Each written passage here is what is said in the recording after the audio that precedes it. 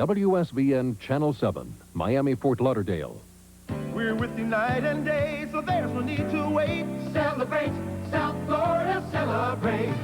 Celebrate. From locations around South Florida, this is a special edition of NewsCenter 7 with Sally Fitz, Peter Ford, meteorologist Bob Soper, and Brett Lewis with sports. Good evening. Tonight we're celebrating South Florida in downtown Miami at the Dade Cultural Center. It's been called the Acropolis, more than 3 million square feet of stucco and Spanish tiled culture. It houses the Center for the Fine Arts, the Historical Museum of South Florida, and the county's main library. Tonight, a look at the building boom in Miami and the promise of more to come downtown. But first, tonight's top story. South Florida has been battered by bad weather tonight. Heavy rains, high winds, and fierce lightning, along with power outages in many areas. NewsCenter 7's ground reporter Don Dare says the storm downed trees and power lines, putting thousands of people in the dark. Here's Don's nightside report. Electrical power to a big part of Davie was knocked out when lightning struck a main power line along Pine Island Road, blocking the road and snarling traffic. Lightning just hit inside that tree, and all of a sudden it was like orange and blue and red lights just all over, and it happened about 4 times after the initial lightning hit. And then everything went black. Everything went black, and you know, it was just a mess. Linemen from Florida Power and Light were sent to dozens of areas. Power outages were reported not only in Davie, but in Fort Lauderdale, parts of Hollywood, and Pembroke Pines. In Carroll City, lightning struck a big tree. It fell on 2 cars, causing a lot of damage. The rain slowed repair work for emergency crews, and once they fixed things in one area, they were sent to another. FP&L expects to have a late night tonight. They hope to have power fully restored in a few hours. In Davie, Don Dare, NewsCenter 7, tonight. NewsCenter 7 meteorologist Bob Soper will have more on the weather, including the weekend forecast, coming up in just a few minutes. Mother Nature is also wreaking havoc on other parts of the country. A tornado tore through the tiny town of Edmond, Oklahoma last night, but luckily no one was injured or killed. Tonight, the governor of Oklahoma surveyed the damage, saying God was looking out for a lot of people last night. Tonight, firefighters are looking out for North Carolina residents in the path of a raging brush fire. The blaze is burning out of control across thousands of acres, turned to a tinderbox by months of dry weather. Tonight, the fire is moving toward a heavily populated area, and the people there are preparing to flee the flames. In Russia, the radioactive fire is out, reportedly, and it appears the worst may be over at the Soviet nuclear reactor. United Nations experts just back from Chernobyl say the Soviets now have the situation under control, and satellite photographs seem to confirm their conclusions. The experts also say there are no signs of a meltdown at the plant. Tonight, however, the Soviets are working above and below the ground, below the radioactive core, trying to encase it in concrete to prevent the release of more radiation. Foreign journalists were finally allowed into Kiev today, 80 miles south from where the nuclear accident happened. They report residents of that Russian city are very worried about fallout from the radioactive fire and the effect on their health. Many have sent their children to Moscow for safety. Metro Dade police need your help tonight finding a suspected murderer.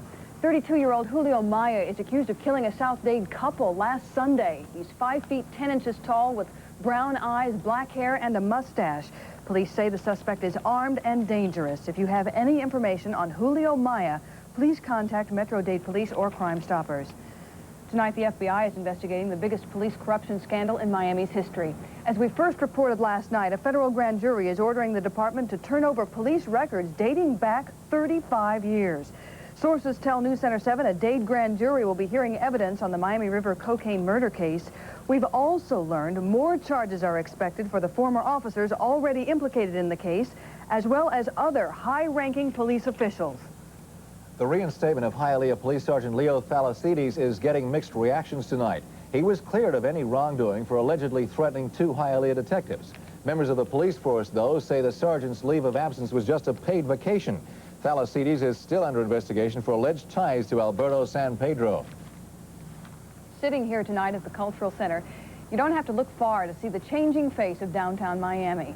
NewsCenter 7's nightside reporter Michael Williams talked to one of the men who has overseen much of that facelift over the past 10 years. And Michael is joining us live tonight. It is impressive. I think Miami's more beautiful at night than even in the daytime. Well, absolutely. And anyone who's spent any time in downtown Miami lately knows about the boom we're talking about. Construction cranes are part of the cityscape now, and buildings seem to be sprouting up everywhere. And for a bit of perspective on all of that development, we went around downtown today and talked with the head of the Downtown Development Authority. In the glass and steel of its shiny new office complexes and skyscrapers, Miami sees a reflection of a city on the move. The Downtown Development Authority boasts of 19 projects worth $1 billion that are underway this year, and talks of the 2.5 million feet of new office space coming online.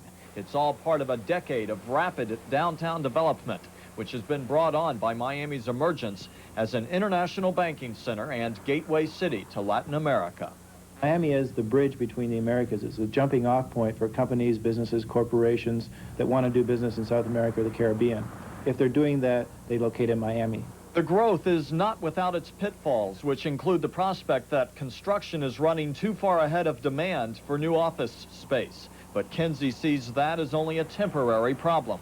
Vacancy rate now is higher than it has been, but we put on recently 2.5 million square feet of new office space. But the vacancy rate is now a little bit higher than 20%. But when you look at other cities like Dallas and Houston and Denver particularly, we're in much better shape than those cities in terms of our office space vacancy. And you really have to look at it as somewhat of an opportunity because we have space available if businesses want to come into the area. Finally, the construction that is really catching Kinsey's eye these days is the Bayside Center Bayfront Park project. It doesn't look like much now, but planners hope when it's opened, it will be the magnet that draws people downtown. When it's finished, it will draw 13 to 15 million people to downtown Miami, to the waterfront and to its park. And there'll be over 200 shop stores, restaurants, cafes, boutiques, fast food, fine food. It'll be a really exciting place to go. Planners estimate that when the Bayside project opens in about 11 months, some 13 million, that's right, 13 million people will flock to it each year, most of them South Floridians. So that will certainly help give an extra sense of vibrancy to South Florida, and particularly downtown Miami. Sally and Peter? It's, you can already see what plans in the past have made here. This cultural center, for example, the Decade of Progress bonds back in 1972 created this, and like you mentioned, a lot more is on the boards. Absolutely, and it's an exciting time, and Roy Kinsey's been with the DDA for 10 years, so he's been on top of that growth ever since 1976. Thanks, Mike. NewsCenter 7's Michael Williams reporting. This is a special edition of NewsCenter 7 tonight, celebrating South Florida, live from the Dade Cultural Center. Coming up, a cultural comeback. More on that when we come back. Hi, Dan Tashati here in the Miccosukee Indian Caves. We're going to be finding out all about them Monday on the 6 o'clock hour as we continue celebrating South Florida.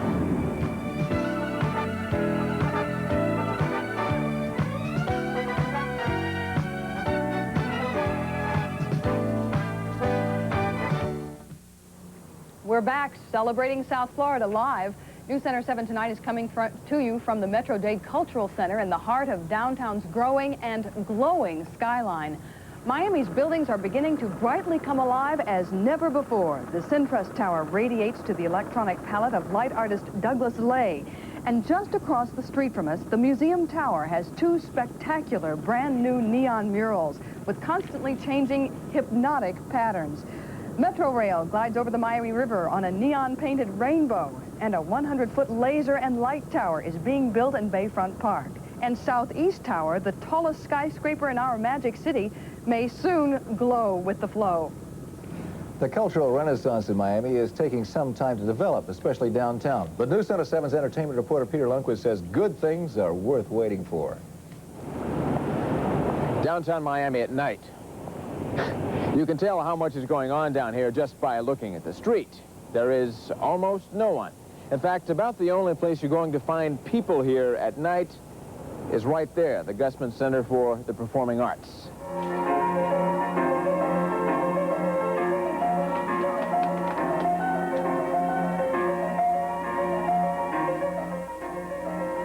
You can't see the people in the audience, but they're here. You can hear them.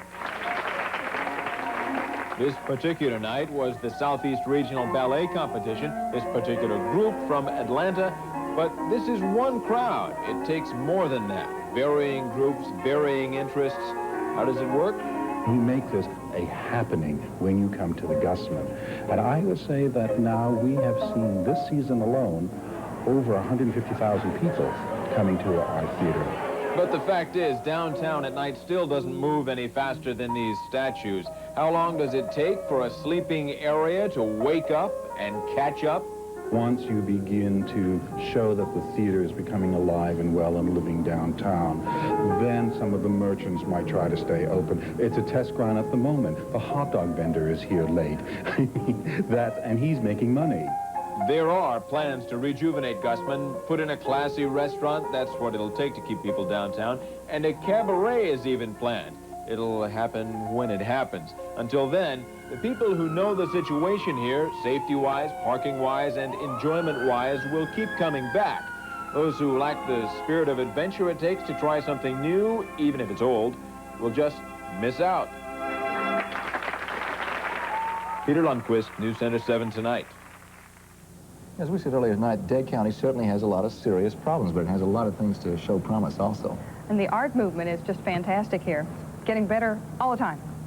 Well, we're celebrating South Florida in downtown Miami at the Metro Dade Cultural Center. Bob Sober's up next with a 50-50 weekend forecast. We'll be right back. Celebrate, South Florida, celebrate. And here in beautiful downtown Miami, Bob Sober is reporting from the waterfall. He sure is, and it's indicative of the kind of weather we've been having. There's been a lot of water falling all around tonight, Bob. Well, there's no question about it. We had those horrendous thunderstorms up in Broward, and now they have moved offshore. But, boy, for a while there, it was just like a late afternoon and evening August in South Florida. We had some hail reported in parts of the state, and, of course, those high winds. But we started out not too bad early in the morning. Our last night temperature was 69 degrees, much warmer than the 58 set in 1960. And our high this afternoon was 90 degrees, only 3 degrees from that record high set in 1967. Now, part of that is the reason why we had those thunderstorms. The heat helps to generate thunderstorms. Right now in South Florida, Miami is 69, Miami Beach 72, Kendall 69, Fort Lauderdale 68, Key West is 77. The winds are out of the north at 10, the barometer 29.91, relative humidity 87%. No surf temperature, but I can bet it was in the 80s today. Take a look at the color radar now. Some of what you see is false return over the peninsula. Most of the heavy weather, as you can see, is way offshore, out around the Bimini's, and that is moving away from us. So really, the worst is over for now, but expect more to generate tomorrow. Take a look at what we had for highs across the state. In the northern sections, 98 degrees in Apalachicola, 95 in Tallahassee. Elsewhere, it was in the 80s and 90s. 90 degrees for Miami, and of course, Miami Beach, 92 for Fort Lauderdale, 93 up at West Palm. Clear skies in the northern part of the state, but partly cloudy to cloudy with thunderstorms tonight in the southern part. 60s inland, 70s beaches to Keys. Then tomorrow, more thunderstorms as a front sags over us. Won't bring much cool air, and so it'll still be hot, but there will be thunderstorms. Highs will range from 78 to 88 degrees. Across the nation on Skyscan, we're looking at a satellite picture that shows you the center of that low and the frontal system trying to make its way down here. Even though we have high pressure over us, it's really weakening rapidly. Now I'll show you the radar picture. There's a lot of thunderstorms in Texas. They still have a tornado watch out for about another couple of hours. Thunderstorms also in Missouri up through Iowa. And look at that, more snow in Montana, Wyoming, and Utah. And we had 90 degrees, they had snow. Unbelievable. For tonight, we're going to see overnight lows out west in the 30s and 40s to the 50s in the southwest, 30s and 40s in the northeast, a bulge of 60s right up there into Missouri. That may help to keep those thunderstorms going overnight. Tomorrow, we're going to see high temperatures in the 50s out in the northwest, 60s and 70s over the rest of the west, 80s in the south U.S., and 50s and 60s, as you see, up in the northeast. For tomorrow, we're going to see showers with some snow in the mountains out in the northwest, more thunderstorms along that frontal system, especially from Texas up through Arkansas into Missouri and Indiana and Illinois. As far as the northeast is concerned, high pressure, a lot of sunshine there. For South Florida, well, what can I say? It's a weekend, right? Is that what always happens? Here's the way our specific forecast looks in South Florida. We're going to call for those storms decreasing as they already have. It's going to become partly cloudy for the rest of tonight, lows 67 to 70. Tomorrow, mostly cloudy, scattered showers and thunderstorms. Highs will range from 81 to 86. The boating forecast, well, use caution out there. The winds are going to be on the increase tomorrow. They'll be out of the northeast at about 15 to 20 knots. Seas 4 to 8 feet. Bay waters will be choppy. Of course, all that'll be less inside the reef in the Keys, which is where I'll be tomorrow morning at Marathon. Low tide, 3:45 a.m., high tide, 9:44, sunrise and sunset at 6:38, and sunrise at 6:38 and sunset at 7:57. And I've got it. If you, what do they say? Don't go anywhere without it. Don't go to the Miami-Dade Public Library without one of these. I've got my own, very own public library system card, and I'm going to go check out tons and tons of books. Good idea. And don't wake up Sunday morning without remembering it's Mother's Day, or you'll be in trouble. You got that right. Thanks, Bob. Here's Friday's Night File. More tragedy on the Sunshine Skyway Bridge in St. Petersburg. A worker was killed today, crushed by a falling construction crane. The accident comes 6 years to the day after 35 people were hurled to their deaths when a ship rammed the bridge, knocking out part of the roadway. Florida Power and Light is offering some relief this summer from high temperatures and high electric bills. FPL plans to ask the State Public Service Commission to be allowed to reduce electric rates because of falling oil prices. And the price of power may be going down, but the price of buying a new home is going up. A new study shows that the average cost of a single-family home is now more than $78,000. Wow, that's a lot. Well, up next, the 76ers try to avoid being deep sixth in the NBA playoffs. And St. Thomas tries for the hat trick in the state championships. Brett Nola Sports next, as we continue to celebrate South Florida.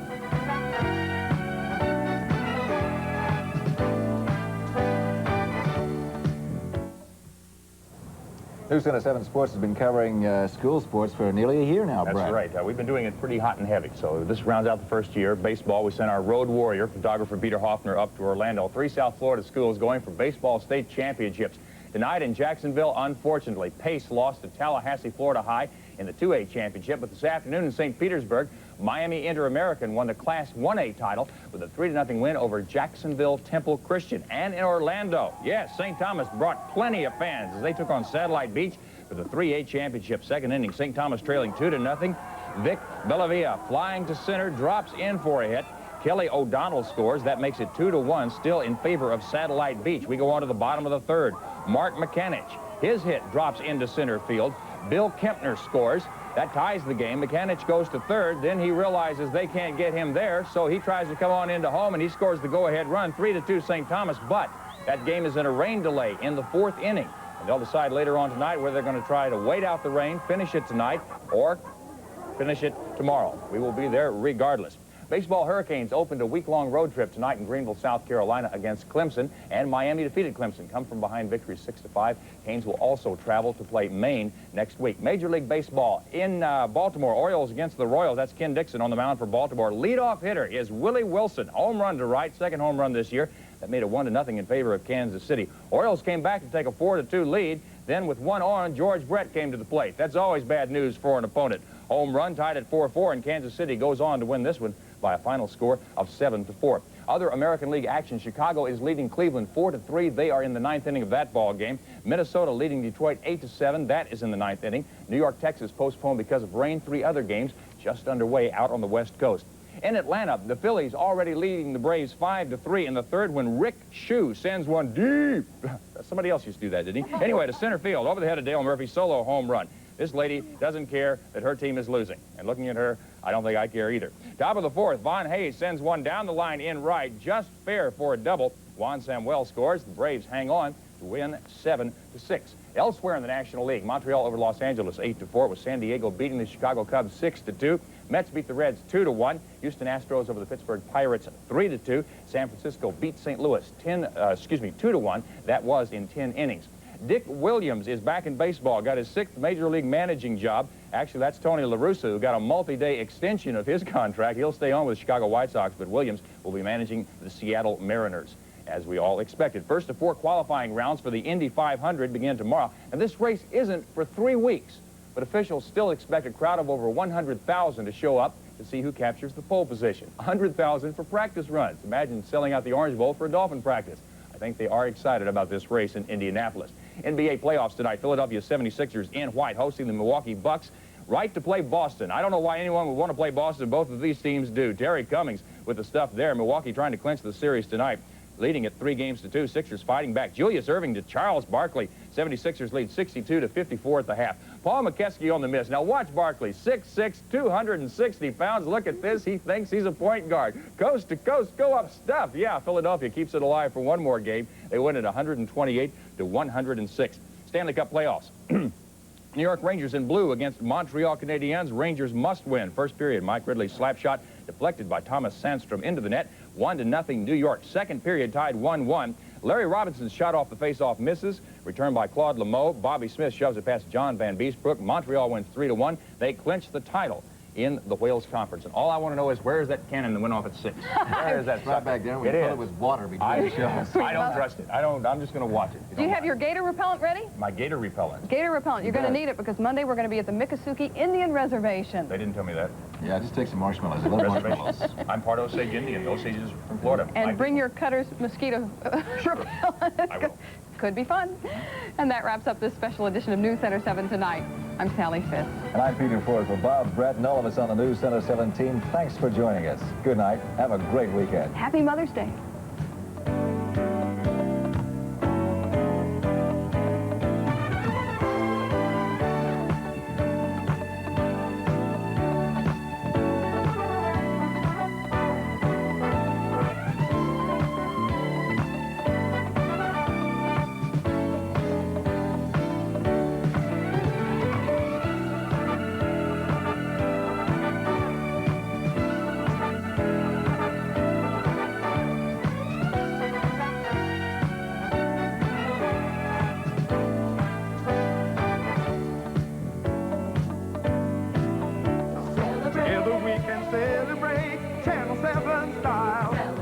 Share the good times, cause we can make them great.